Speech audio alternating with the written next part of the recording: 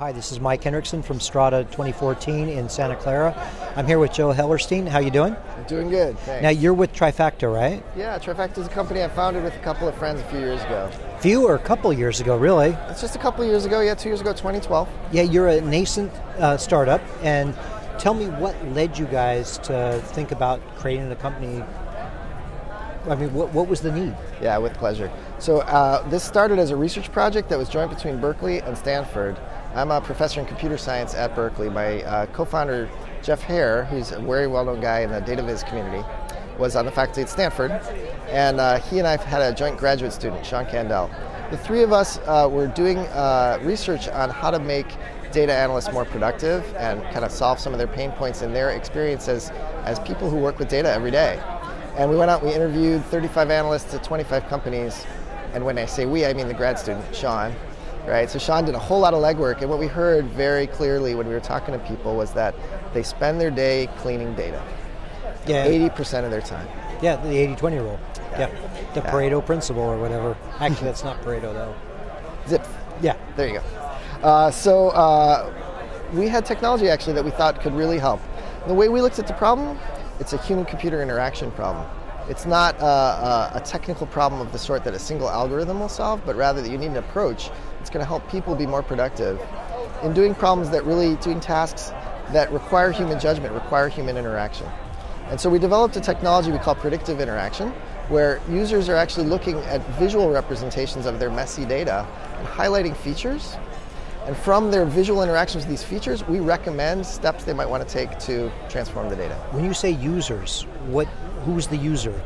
We do talk about different classes of users. Could be a business analyst, somebody, let's say, in the sales department is trying to figure out how to up their numbers. Maybe weather data is related to sales patterns. So they pull some weather data from a vendor, and they're trying to get that weather data figured out so they can join it up with their sales data. Could be like a data scientist or a quant that you might meet here at Strata, somebody who really wants to spend their time doing statistical modeling and not cleaning data. Yeah. And it could be someone whose job is to work with data and clean it up in an IT department. And just want it to make it easier. Make it much more productive. So is that your secret sauce, is that you guys can ingest and clean data quickly and easily? Yeah, I would say that, but I would phrase it slightly differently, because for us it's always about somebody doing that work. So it's not the software that cleans the data, it's the analyst that cleans the data. And the reason I like to focus on that is that for any particular purpose or use case, an analyst acquires some data that might be quite specific, and they have to change it around in a particular way for their use case. So there's always that human judgment. Knowledge. It's the domain knowledge, and it's also what you want to do with it. Yep. I'll give you an example. You might have, in an organization, logs of customer behavior, say from mobile or from web analytics. Now, the sales department wants to do analytics on that data to figure out customer patterns and be able to do that. The IT department also wants to work with that data to figure out, say, when machines are going to fail in the back end. They're going to pull very different things out of that data set. And so knowing your context and understanding what you want to do is often something that is key to the process, and the machine's not going to know that.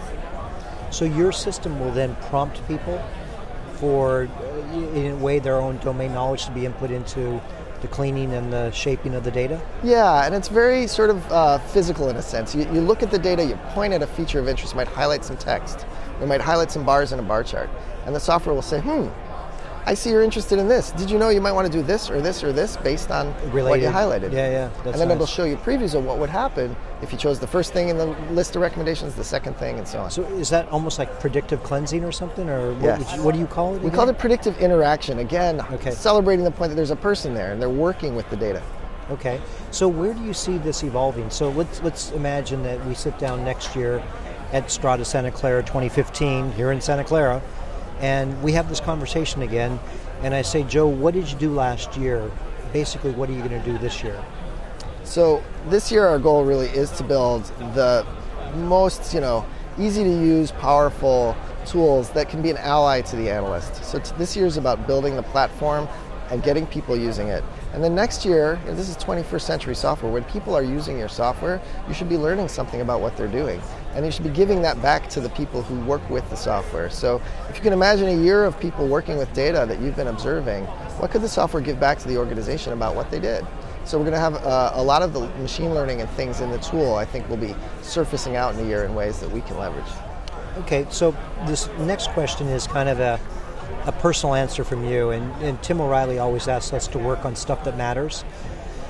So if you could apply data to any problem in the world, what would you apply data to fix? This is great. So I'll give you an anecdote from one of my PhD students who got real interested.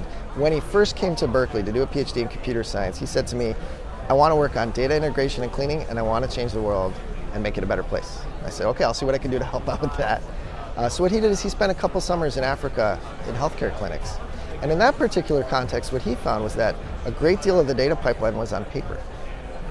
And so part of the work that he did in his thesis was about getting data out of the very messy realm of paper into the realm of digital. And then, of course, the next step of that is it's digital, but it's still really noisy, and you have to clean it up. So I think environments like that are very interesting, and they have the aspect of being sometimes small data, sometimes big data, depending on the use case and depending on sort of the sensors. If you're writing things on paper, it's a low data rate. But if you have people with cell phones, which by the way is all over the world now, you're getting information that actually is fairly high data rate. So applications in the developing regions, I think, is very interesting. Excellent. Joe, we look forward to watching you in Trifecta and your journey in the future. Thanks so much. Thank you.